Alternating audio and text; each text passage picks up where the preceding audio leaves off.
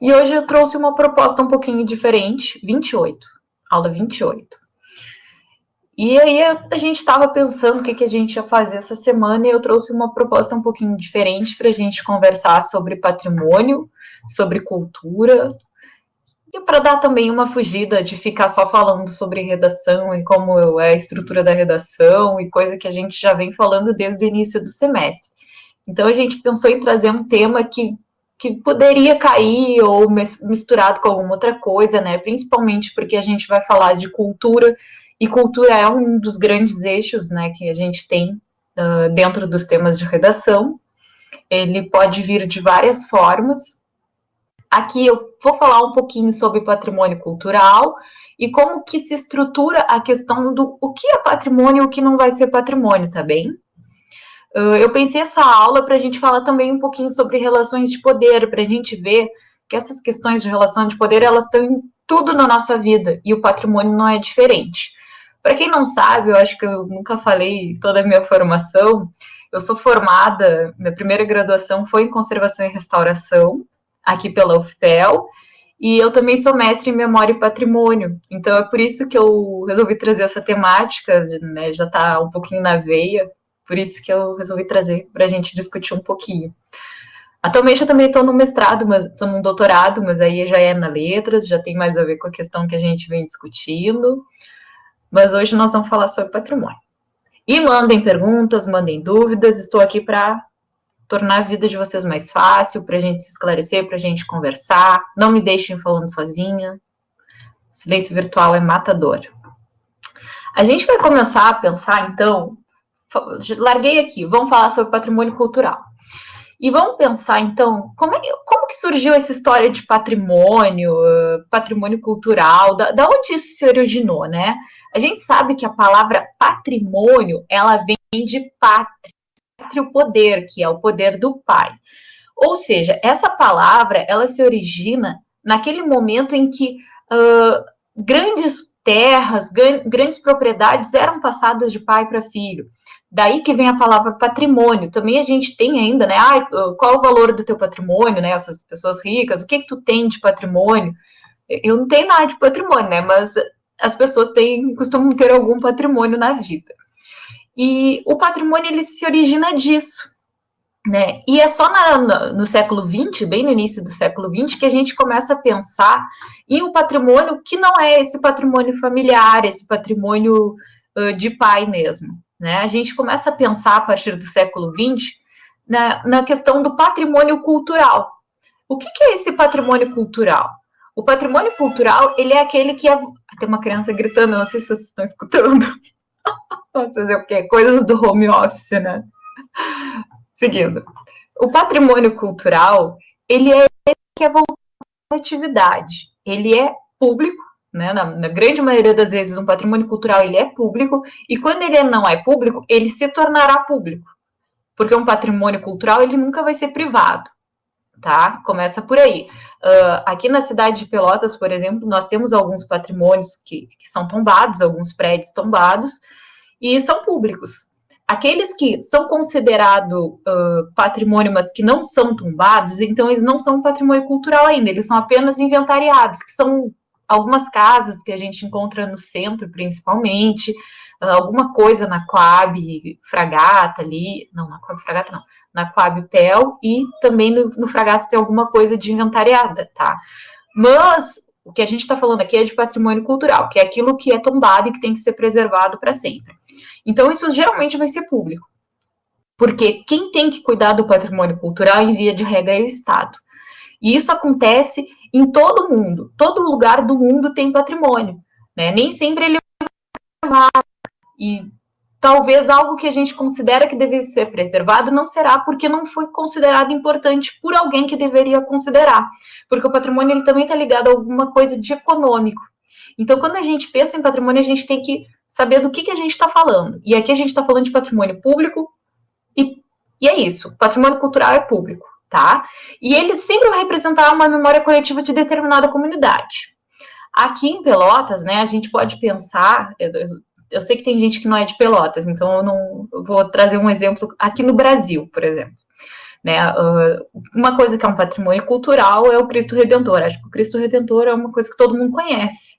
E ele é um patrimônio cultural. Ele é tombado, é uma coisa que não pode mexer, porque ele tem que ser preservado. Ele faz parte da nacionalidade brasileira. Em qualquer lugar que a gente for no mundo e falar em Brasil, eles vão lembrar do Cristo Redentor. Né? Aqui na cidade de Pelotas que a gente vive, a gente tem os casarões que foram construídos no século XIX, nós temos as charqueadas no Rio Grande do Sul. Então, assim, cada regionalidade vai ter o seu patrimônio, aquilo que é exemplo da comunidade ao redor. Não que não vá acontecer um probleminha de relação de poder aqui. Porque quando a gente fala em charqueadas, em casarões do centro, em Cristo Redentor, a gente não está falando, né, em contramão, a gente não fala do quê? A gente não fala dos centros de terreira, que pouquíssimos são considerados patrimônio no Brasil. A gente tem as quilombolas lá para cima, né? Mas aqui no sul, por exemplo, a gente não tem quase nada. Então, a gente sabe que tem certas comunidades que não foram privilegiadas com a salvaguarda do seu patrimônio, e isso é um problema, né? Por isso que sempre que a gente vai falar em patrimônio, a gente tem que saber que a gente está falando de uma coisa que é problemática e que tem um poder ali que manda e que dá o nome. Quem tem mais dinheiro vai privilegiar aquilo que é importante para si, e quem não tem acaba tendo problemas de uma questão de identidade cultural até mesmo, tá bem, pessoal? Agora eu vou falar um pouquinho mais sobre isso mais para frente, vamos indo. Aqui no Brasil, né, a história do patrimônio, ela começou muito, foi na semana de 22. Não sei se vocês se lembram do que é a semana de 22. Vocês lembram? Diz aí para mim.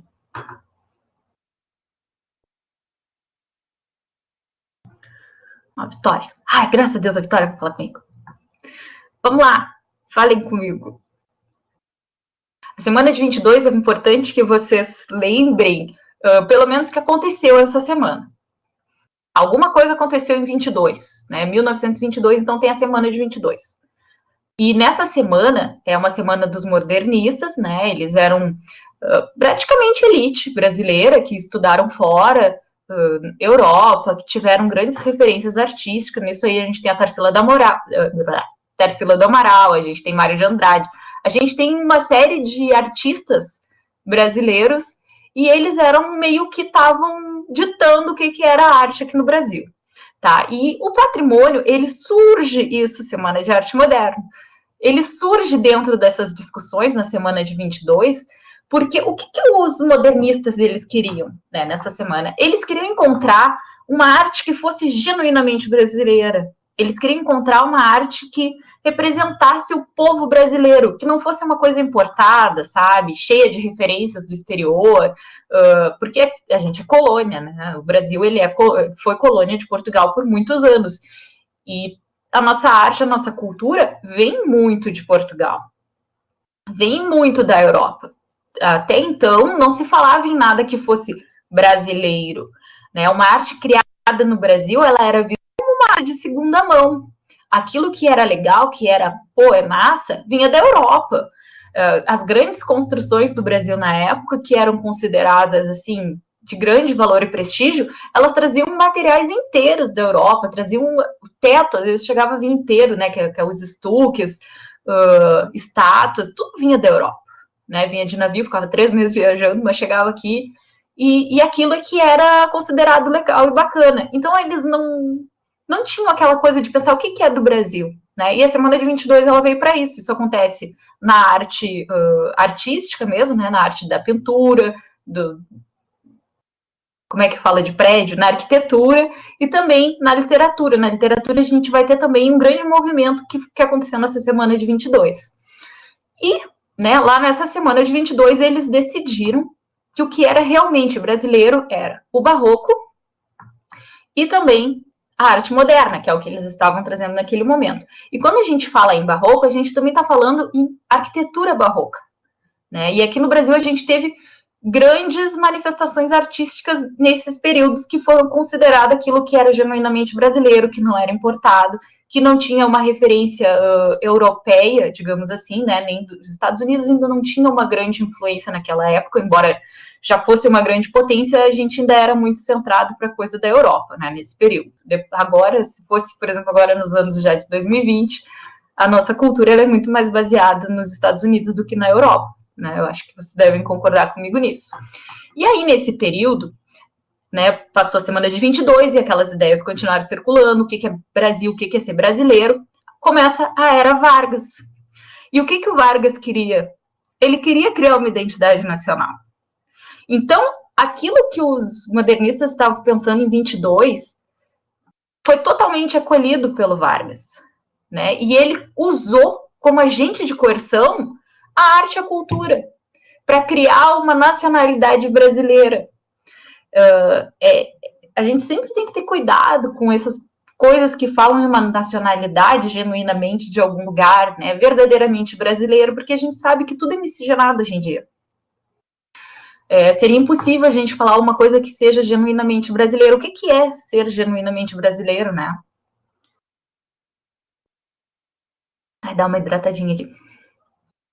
Se vocês pararem para pensar, não existe nada genuinamente brasileiro. O Brasil ele foi colônia de Portugal, que também teve influência de vários outros lugares do mundo, né? Inclusive Holanda, enfim. A gente tem a Argentina aqui também, que faz fronteira com a gente tem vários países, sem falar na cultura indígena, na cultura afro-brasileira. Então, a gente é uma mistura. Então, não existe essa genuinamente nacionalista falando. Então, em 1930, ganhou força essa coisa de buscar uma nacionalidade brasileira. É importante que vocês percebam esse movimento, caso caia alguma coisa de cultura, e vocês saibam o que acontecia nesse período da história, sabe? É só para a gente ter uma ideia do que acontece, como que se estrutura essa coisa de ser arte. Tá? Então, aqui nessa década de 30, começou a se privilegiar, dar a salvaguarda do patrimônio que era barroco e moderno. Aquelas construções que tinham muita coisa da Europa já não estavam sendo tão importantes assim, né, dentro da salvaguarda do Brasil. Em 1937, então, foi criado o SFAM, né, que é o Serviço de Patrimônio Histórico e Artístico Nacional, que hoje em dia é o IFAM, né, teve uma mudança, mas a função continua a mesma, que é de salvaguardar o patrimônio nacional. E só em 1988, quando é criada a Constituição Federal do Brasil, ou seja, depois do período da ditadura, porque a gente tem um período aqui de estagnação, né, dentro do patrimônio, que é de 37, a gente só vai falar em patrimônio de novo em 1988. E aqui eles decidem dar espaço para as manifestações populares, indígenas e afro-brasileiras. Tá? Então, é só a partir daqui que eles começam a dar um olhar, né, porque dar voz é meio estranho, mas dar atenção para essas manifestações que não eram tidas até então como importantes para o Brasil, tá? E são muito importantes, e aqui a gente já, desde 1922, já se falava em patrimônio material, tinha esquecido de falar. Né, o patrimônio material, ele já vinha sendo conversado, e hoje a gente sabe que o patrimônio material, ele tem bastante representatividade dentro do Brasil, tá? Então, foi isso. Aqui eu trago, né, só para em termos para a gente ilustrar, que é o Santuário de Bom Jesus de Matozinho. E eu trago, isso aqui é o barroco brasileiro, tá, pessoal? É do Aleijadinho, que é o grande mestre, né, do barroco brasileiro. E isso aqui é o que foi considerado genuinamente brasileiro na época e por isso deveria ser salvaguardado, tá? Tá chovendo? Não sei. Então, vocês percebam que é bem diferente das estátuas clássicas que a gente está acostumado a ver em cima de prédios. Eu não sei se vocês costumam reparar nisso, mas ele tem alguns traços bem diferentes, tá? O Aleijadinho, ele é um artista extremamente famoso e vale muito a pena vocês darem até uma pesquisadinha no Google para ver o que ele trabalhava, tá? Aí aqui eu trago Tarsila do Amaral, que foi a grande artista da época, um dos grandes nomes da Semana de 22, né? E as obras dela, ela se procurava retratar alguma coisa do Brasil e do brasileiro, né? Eu sou apaixonada por essa obra dos operários, porque eu acho que tem tem uma grande simbologia, né? E o Abapuru, que é extremamente famoso. Acho que todo mundo já deve ter visto o Abapuru pelo menos uma vez na vida. Só para ilustrar o que é que eles estavam considerando uma arte brasileira, tá bem, pessoal? Então, vamos falar um pouquinho sobre como que é dividida o patrimônio aqui no Brasil hoje em dia, né? A gente tem 4 livros tombo em que a gente registra tudo. A gente não, né? O Estado, o IFAM, registra todo tipo de patrimônio. Então, eles são separados por tipologia. Tá? Aí, no primeiro, que é o arqueológico, paisagístico e etnográfico, eles registram bens que possuem um valor tipo de vestígios de ocupação humana pré-histórica ou histórica. Tá? Nesse aqui entram aquelas artes rupestres, entra também patrimônio natural, que a gente fala que é as grandes florestas, as árvores centenárias, grutas, essas coisas, elas entram tudo nesse primeiro livro. E isso tudo também é considerado patrimônio, viu, gente? É do Brasil, é nosso, é público e deve ser salvaguardado, tá? Aí o histórico, que é o segundo livro, que é onde eles registram bem vinculados a fatos memoráveis da história. As belas artes, que são aquelas coisas que não têm uma utilidade prática na vida, né? Por exemplo, um quadro, um mural, algo assim, uma estátua, por exemplo, eles não têm uma utilidade, né? Mas eles devem ser guardados porque são bonitos, né? A estética também conta como por exemplo, o Cristo Redentor que eu falei, ele não tem uma utilidade, então ele é das belas artes, tá bem, pessoal? E também temos as artes aplicadas. Aí aqui sim são aquelas artes que, né, que possuem alguma utilidade, tá? E aqui a gente pode ter muita coisa, bandejas, a gente pode ter canecas, coisas assim que tem alguma utilidade, né? Até um fogão, alguma coisa assim, desde que seja explicado por que aquilo tem um valor histórico, por que aquilo deve ser preservado, então pode entrar aqui.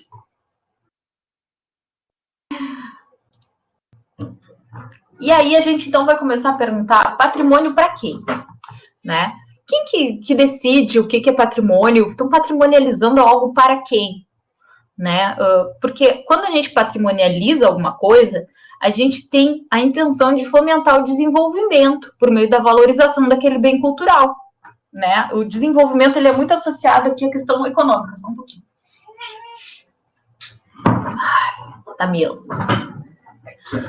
Então, como a gente tem a gente vive numa sociedade capitalista, então é óbvio que tudo que surge, né? Por exemplo, para tu fazer uma patrimonialização de alguma coisa, é sempre pensando no lucro que aquilo pode dar. Vou patrimonializar determinado lugar porque eu acho legal e aquilo ali vai dar uma rentabilidade, por exemplo, uma praça, um sítio arqueológico, enfim, aquilo ali eu vou poder cobrar ingresso para entrar, ou, sabe, e muitas vezes eles esquecem que não precisa ser assim, né? Que na verdade o patrimônio ele tem que ser aquilo relacionado ao sentimento de pertencimento de determinada comunidade. Então, quando a gente pensa, o que tem que ser patrimonializado?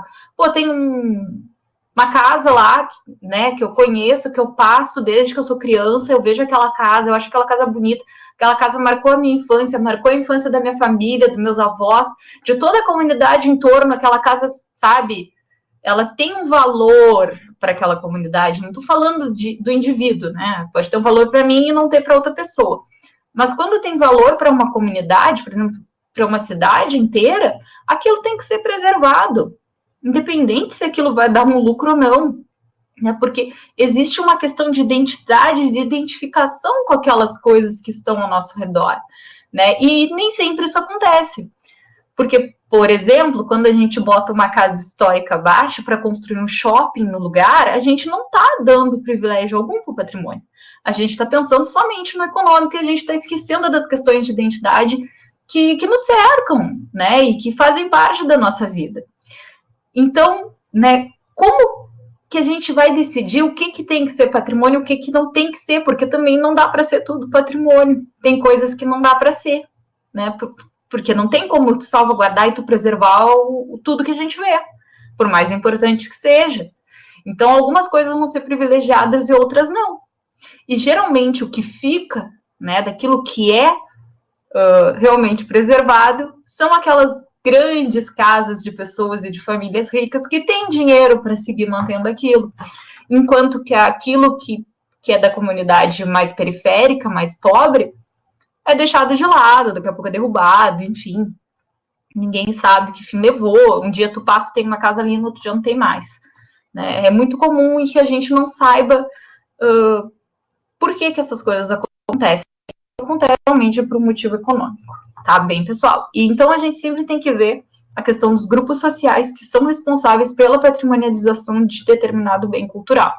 Por isso que a gente fala, né, quando tem algo que é importante, que a gente tem que se mobilizar enquanto comunidade mesmo, enquanto população, de dizer, não, isso é importante para nós, a gente não quer que isso seja demolido para construir uma farmácia no lugar, tá? Aqui também entra uma questão, a gente pode pensar dessas estátuas, né, que a gente tem em várias cidades, em vários lugares do país e do mundo, que representam, por exemplo, né, pessoas que não eram boas pessoas, né, que eram pessoas donas de escravos, grandes fazendeiros, né, nome de rua, por exemplo, também entra aqui. A gente tem um histórico muito grande de tornar herói aquelas pessoas que não foram e de ir lá e fazer uma estátua para a pessoa, né? E teve lá por 120 anos e ninguém se preocupou com aquela estátua porque ninguém nem sabia o que aquilo estava significando, sabe? Mas aquilo está significando alguma coisa. E agora, quando a gente teve, né, Vidas Negras Importam, principalmente nos Estados Unidos, eles derrubaram estátuas, né? E aqui no Brasil, a gente não vê uma força que faça isso, a gente não vê uma grande preocupação. Então, é de se perguntar, aquela estátua, ela está ali há 120 anos, sim, ela faz parte do imaginário coletivo né, de todo mundo que está ali ao redor. Mas eu me sinto representada por isso? Eu não me sinto representada pela estátua do colono, por exemplo. Né? Então, são coisas que a gente tem que pensar. Por muito tempo, a história foi contada pelo branco. Né? Sim, realmente, por muito tempo e ainda é. Né? Se a gente parar para pensar crua e friamente, a gente sabe quem conta a história. E a história, ela muda. Tá? A gente acha que não, mas existe uma mudança dentro da história. Eu, né, tenho 27 anos, eu aprendi que quem descobriu o Brasil foi Pedro Álvares Cabral. E para mim é muito natural até hoje. Quem descobriu o Brasil? Pedro Álvares Cabral. Não foi, né? O Brasil já existia, ninguém descobriu o Brasil estava aqui. Agora, quem colonizou o Brasil? Portugal colonizou o Brasil. Quem foi o primeiro colonizador a chegar aqui? Sim, Pedro Álvares Cabral. Tá? Então, é isso, a história ela vai mudando. A gente pode achar que a história é aquela coisa lá, fixa, parada, mas não é. Tá, pessoal? As ruas e avenidas nomeadas em homenagem a escravocratas, sim, né? A Avenida Bento Gonçalves, e tem a Avenida Bento Gonçalves no estado inteiro. Então, ou uma rua Bento Gonçalves, ou uma General Neto, eram todos donos de escravos, grandes fazendeiros. Né? A gente, por exemplo, a gente tem uma única rua, tá, na cidade de Pelotas, que tem um nome de mulher, que é a Princesa Isabel. A gente não tem mais, o resto é tudo nome de homem, vocês podem olhar aí, tá? E talvez na cidade de vocês aconteça a mesma coisa. Só vocês pensarem, tem ruas com nome de mulheres, com nome de negros, com nome de grandes identidades da comunidade afro, de indígenas, por exemplo, não tem, né? Vitória falando aqui, como o Estado faz para preservar um patrimônio imaterial, tipo, manter ele vivo na sociedade atual. Então, isso aí é o IFAM, ele é responsável por isso, tá? Por exemplo, uma coisa que é patrimônio imaterial é o doce. Né, o doce aqui, eu tô falando de Pelotas porque eu tô falando de Pelotas, tá, pessoal? Não sei nem se vocês conhecem Pelotas, eu sei que vai o vídeo pro YouTube, mas eu tô trazendo alguns exemplos que eu conheço, tá? Então, o doce de Pelotas, ele é um patrimônio imaterial. Porque o que é o patrimônio aqui? Não é o doce físico que a gente come. O que é patrimônio é a receita, é o modo de fazer. Então, ele é um patrimônio. E é isso que vai lá para os livros tombo, dentro de um processo enorme que qualquer um de nós pode abrir. a gente pode entrar lá no site do IFAM e ver como é que faz para, sabe, para tornar algo um bem cultural. Qualquer pessoa pode abrir, tu não precisa ser nada, ser advogado, tu não precisa de nada disso. Basta tu dizer, eu tenho algo que eu acho que deve ser patrimonializado, pode ser um prédio, pode ser um modo de fazer alguma coisa. A capoeira, por exemplo, é um patrimônio imaterial do Brasil, porque é um modo de fazer aquilo, sabe? E acho que tem algo de contação de histórias também. Aqui no Rio Grande do Sul a gente não tem muito, mas a gente tem muito do sertanejo, que tem um nome, que contava histórias, e aquilo também é considerado patrimônio imaterial. A gente vai ter, obviamente, as divisões, né, que tem o patrimônio que é patrimônio da cidade de Pelotas, patrimônio do estado do Rio Grande do Sul, e aquilo que é patrimônio do Brasil. Às vezes, uma coisa que é patrimônio no Rio Grande do Sul não é considerado patrimônio, né, para a federação, é só aqui no estado. Mas tem coisas que estão no Rio Grande do Sul e que são considerados patrimônio de todo o país, tá, pessoal? Vai muito de como que o Brasil inteiro vai se identificar com isso. Né? A capoeira, por exemplo, ela é patrimônio material nacional, tá? O doce, ele é só aqui de Pelotas mesmo, tá? Embora seja patrimonializado pelo IFAM. Me fiz entender que eu dei uma volta imensa, né? Sou muito emocionada com isso. Tá, então vamos falar sobre qual o valor dos bens culturais aqui no Brasil. Né? O patrimônio ele não pode ser visto somente por seu valor econômico, né, que é aquilo que eu estava falando antes. Os aspectos culturais, sociais e políticos de uma comunidade devem ser levados em consideração. Isso significa dizer que se eu, né, que eu não posso roubar uma casa, por exemplo, que é um símbolo de uma comunidade, para construir um shopping. Eu não posso, mas acontece, a gente sabe que acontece, tá?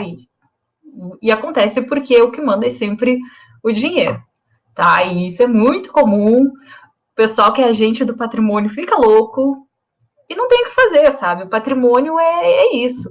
Por exemplo, o CTG, eu estava pensando algo aqui mais do Sul para a gente falar sobre patrimônio material. O CTG, ele se encaixa aí, tá? As tradições gaúchas, elas estão dentro dessa questão do patrimônio material também.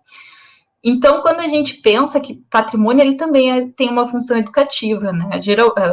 As escolas deveriam ter disciplinas voltadas para o patrimônio, né? A nova BNCC, ela traz isso, né, como uma obrigatoriedade da escola de trazer os patrimônios daquela região, as identidades culturais de determinada região, que é a região que essas crianças estão estudando. Por que isso, sabe? A gente pode pensar, patrimônio, grande coisa, ninguém tá nem aí.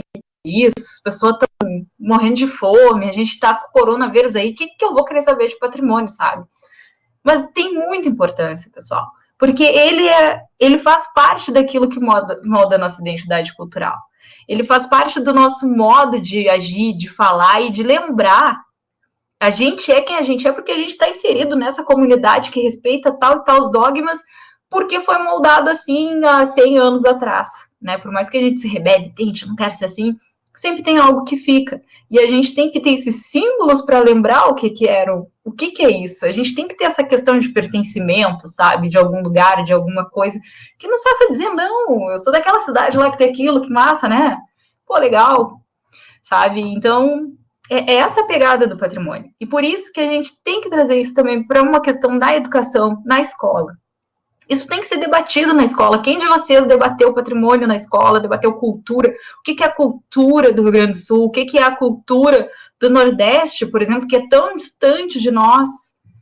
Né? Então, eu não lembro de ter discutido essas questões, a não ser semana, né, gaúcha, lá, 20 de setembro, que a gente se vestia, ia para o colégio, enfim. Né? A gente ainda discute um pouco mais sobre a questão do gaúcho aqui. Mas tem determinadas culturas que a gente é totalmente ignorante, porque nunca foi nos ensinado. E a gente, né, ainda tem a televisão hoje em dia que a gente vê, mas nem todo mundo tem acesso, enfim. Manuela está digitando. Ai, gente, eu preparei essa aula e eu achei que ela ia ser muito mais devagar, mas estava diminuindo aqui no meu ritmo. esperar que eu fico curiosa para saber o que a pessoa está digitando. Acho que os outros professores também ficam assim. Não veio nada. Então, pessoal. Então a gente vai pensar qual é a função do patrimônio, né? Para que serve esse tal de patrimônio, além da gente preservar um monte de coisa velha? Né? Tem gente que pensa assim, para quê? Né? Então, ele é uma ferramenta para o desenvolvimento social também. São bem mais patriotas que o restante dos brasileiros. Uhum, sim.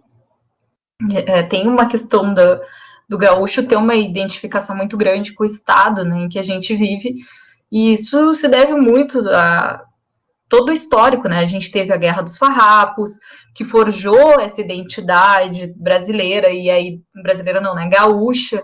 E a gente vê que tem até uns movimentos que são meio malucos, né? Movimento separatista, o Brasil, meu país é o Rio Grande.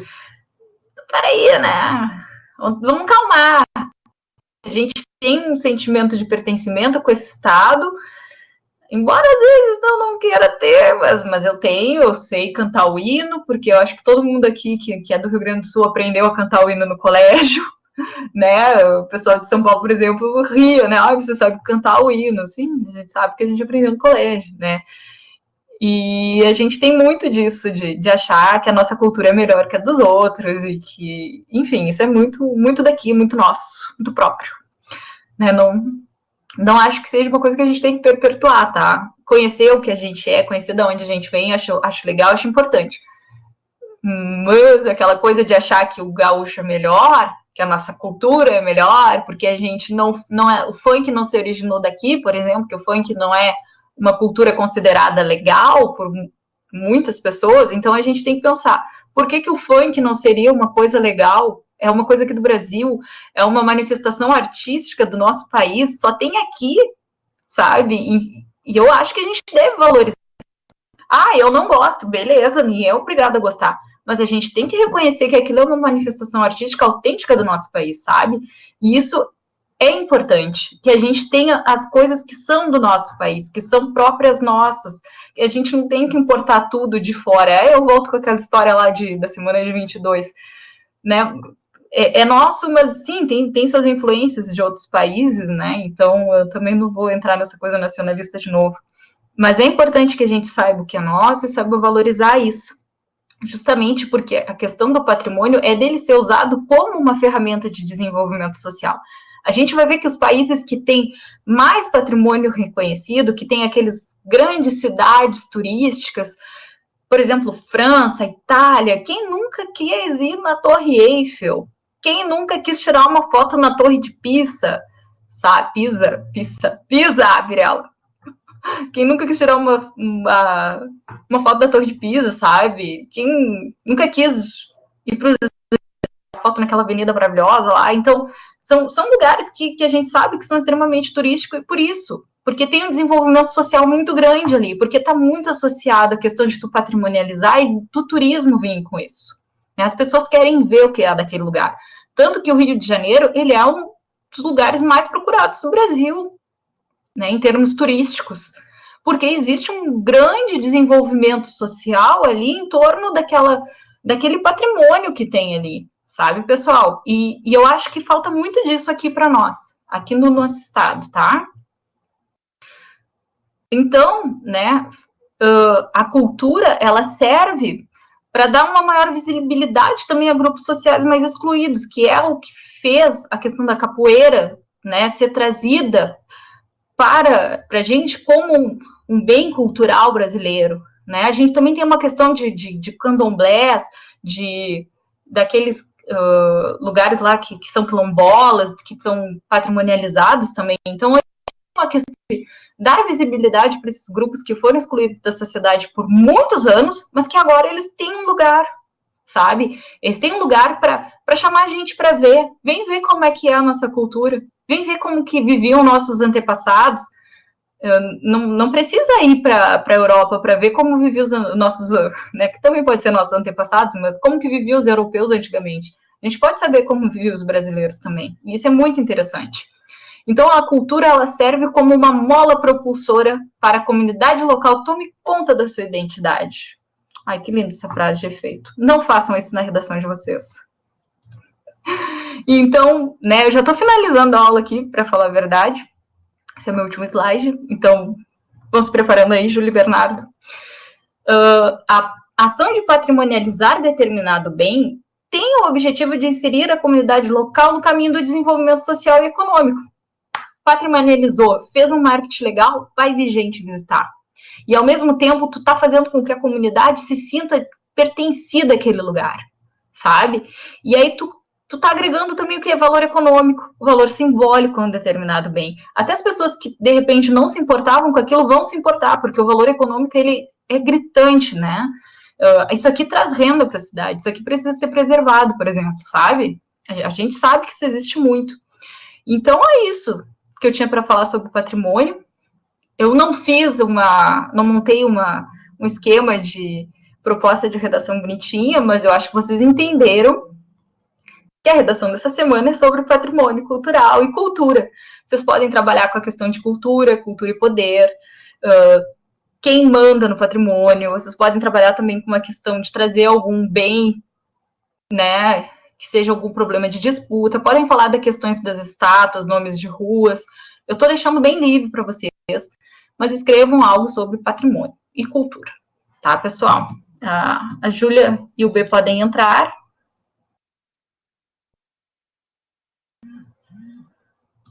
E quem, não sei se a Letícia tá, acho que a Letícia hoje não.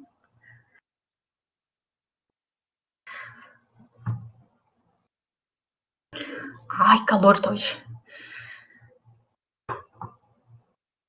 Oi, Ju.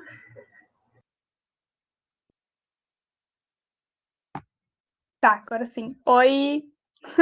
Tava ligando o microfone aqui. Que aula maravilhosa, meu Deus do céu. Chocada. Eu sei umas coisinhas lá que outras vezes. É. E aí, Júlia, fala algum bem patrimonializável aí que tu acha importante pro Brasil? Não me bota nessa. Pro Rio Grande do Sul? Tô péssima. O chimarrão, gente. O chimarrão é patrimônio material do Rio Grande do Sul. Tô sempre tomando. Gente, pensa às vezes, é imaterial.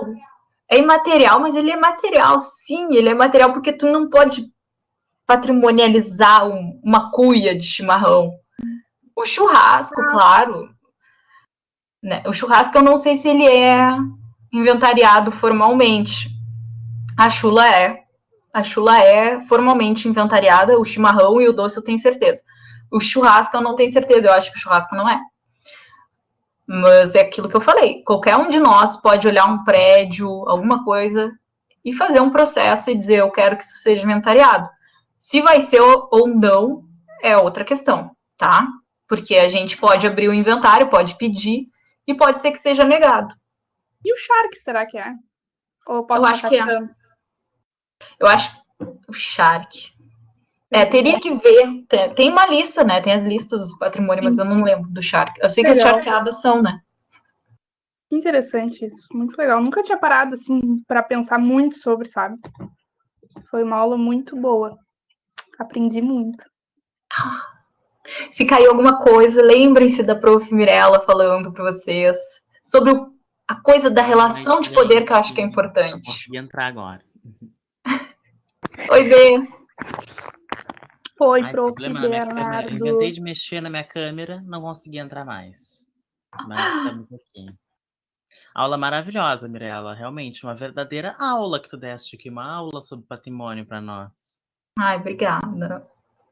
Realmente uma aula maravilhosa, né? E acende essa discussão super importante. E outra coisa, a gente teve um tema de redação, acho que foi numa aula, inclusive minha, mas bem nos primórdios lá das nossas aulas do desafio, que era sobre a preservação do patrimônio histórico e cultural brasileiro. Inclusive, acho que pode ficar como a proposta da aula de hoje. Sim, foi o que eu falei para eles, que pode trazer qualquer uma dessas vertentes que eu falei, né? Porque o patrimônio, ele é muito versátil. Ele pode ser, e também pode ser mais voltado para a questão cultural também. Tamo aí. Mas mandem redações. Tá chegando a prova do Enem, gente. Agora é a hora. Eu já ia falar, sabe quantas aulas nós temos para dar? 3. 3 aulas! E aí depois acabou. Aí depois de janeiro, alguma atividade, né? Mas aula mesmo temos 3, gente. Então aqui agora é a hora. Dúvidas, perguntas. Cadê as dúvidas? Sugestões, dicas, pode ser ideias. Dúvida das outras aulas, pode ser sugestão para as próximas 3 aulas, que são as últimas. É hora de vocês pedir aquilo que tá fazendo falta. Uhum. É o momento, gente. Nós estamos abertos, como eu sempre digo, a receber tudo que vocês precisam. Todos os conteúdos que vocês têm dúvidas e que vocês sentem que precisa de uma aula, né, para reforçar, né? O momento é agora. Essas 3 aulas vão ser aulas importantíssimas para a reta final de vocês. A gente já fala que está em reta final, acho que desde agosto, né? Hoje eu estava comentando com as gurias. Não, mas agora é a reta mesmo. Agora é a reta da reta. Agora é a reta mesmo, né? Porque não vai ter mais nada depois. Agora é a reta da reta, entendeu? Agora ou nunca. E sobre as redações do simulado, gente, já estão sendo corrigidas. Ainda essa semana, na verdade, acredito que a gente já envie, né? Porque faltam acho que 2 ou 3 só para corrigir, tá? O que o Bernardo enviou aqui? Do simulado e também as redações que vocês mandaram essa semana, esses dias. Nem todas já foram respondidas e corrigidas, mas dentro até sábado e domingo já está tudo enviado para vocês. Mas que final de ano mais também, né? Final de ano é sempre correria, né, para todo mundo. A gente tá Entendo que vocês estejam cansados já de estudar, de ficar assistindo videoaula. Eu entendo, eu também já estou cansada disso, né? A gente já está cansado de tela. Imagino vocês, todos de aula, deve ser, assim, muito cansativos, mas vamos dar um gazinho, pessoal. Vamos se encarnar nessas 3 semanas, mesmo que vocês não tenham estudado nada até agora, dá tempo, sabe? Dá tempo de garantir, no mínimo, 700 na redação. No mínimo. Tem as nossas aulas no YouTube. Né? Um mês e meio, né? Mas para treinar bastante, né, é o momento, né? Que vocês têm. É aquela coisa, vocês não vão, conseguir agora, começando a treinar agora, tirar uma redação nota 1000, só se vocês ficarem fazendo, por exemplo, uma redação todos os dias. Muitas redações. Mas que dá sim tempo de vocês, né, aperfeiçoarem a escrita de vocês e tirarem uma nota boa lá. Dá sim. Temos quase todas as nossas aulas no YouTube. Todos os slides estão nesse link que o Prof. Bernardo enviou. Então, dá tempo aí, hein? Dúvidas, gente? E temos a monitora, né? É a Letícia. Eu não sei se Não, a gente tem uma corretora nova, né? Não é monitora, é só corretora mesmo. Mas a Letícia também está aí para responder as dúvidas, né? Hoje ela não está aqui, gente, mas ela continua sendo monitora. É só chamar ela no e-mail dela, que está ali nos outros slides, né? Nesse não tá, mas tem todos os outros slides, tem o e-mail dela, então, né? Qualquer coisa é só chamar. Tem o grupo do WhatsApp também, que acredito que ela esteja no grupo, né? Porque os monitores estão. Então, tá? E chamem ela no e-mail. Tem o nosso e-mail da redação, vocês podem mandar, porque a gente se comunica sem problema, tá, pessoal? Mas não deixem de tentar, de estudar e de tirar as dúvidas de vocês. Isso que é importante. Dúvida, gente? A aula acabou um pouquinho mais cedo hoje, mas eu acho que tá bom assim, né? Foi ótimo, tá bom, acho que até melhor, né? Tô cansado. Tá todo mundo cansado. Olhar, tomar uma cervejinha agora. Opa, uma água. Se cuidar do coronavírus, pessoal, que o corona não acabou. E exercer a nossa cidadania no domingo. Sim, é verdade. Com muita consciência.